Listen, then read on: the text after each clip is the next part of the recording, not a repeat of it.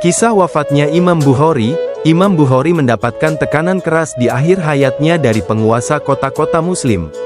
Lebih tepatnya kota Naisabur, Bukhara, dan Samarkand. Di antara sebabnya, Imam Bukhari menolak mengajarkan anak-anak mereka di istana. Beliau selalu berkata, ilmu itu didatangi, bukan dibawakan ke pintu-pintu. Rasa iri sebagian orang terhadap Imam Bukhari karena ketenaran dan sejarah yang ditorehnya. Dan sebab-sebab lainnya, ketika Imam Bukhari berumur 62 tahun, penguasa Naisabur memerintahkannya untuk keluar dari kota dan berkata bahwa keberadaannya tidak lagi diharapkan. Beliau pun meninggalkan Naisabur hingga sampai di tanah kelahirannya, Bukhara.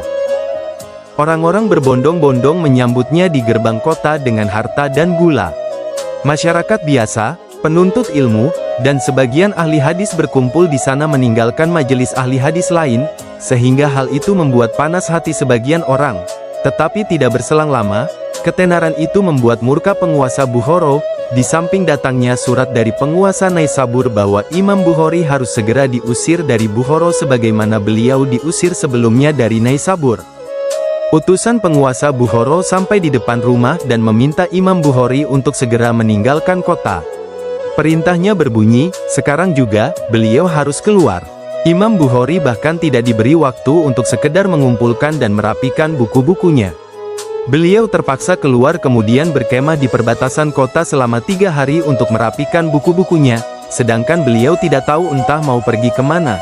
Imam Bukhari akhirnya memutuskan berangkat ke arah kota Samarkand. Beliau berbelok ke arah salah satu desa di sekitarnya, Desa Kartang, bertamu kepada sebagian kerabatnya di sana.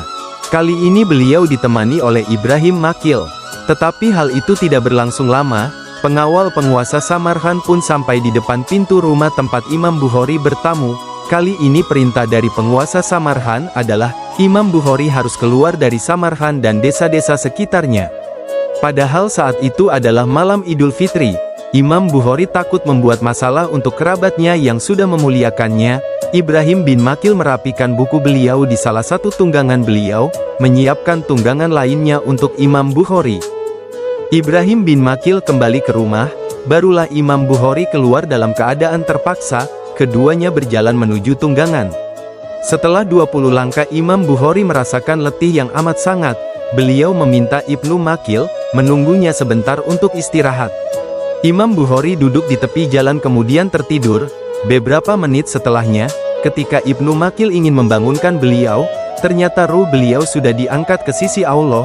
Imam Bukhari wafat di tepi jalan pada malam Idul Fitri, 1 Syawal 256 H, dalam keadaan terusir dari satu kota ke kota lainnya. Di usia tuanya, 62 tahun. Hari ini, tidak ada yang mengenali nama penguasa Naisabur, Bukhara, dan Samarkand ketika itu, tetapi semua kenal dengan Imam Bukhari dan mengangkat derajatnya di surga yang tinggi bersama para nabi, syuhada dan orang-orang yang salih.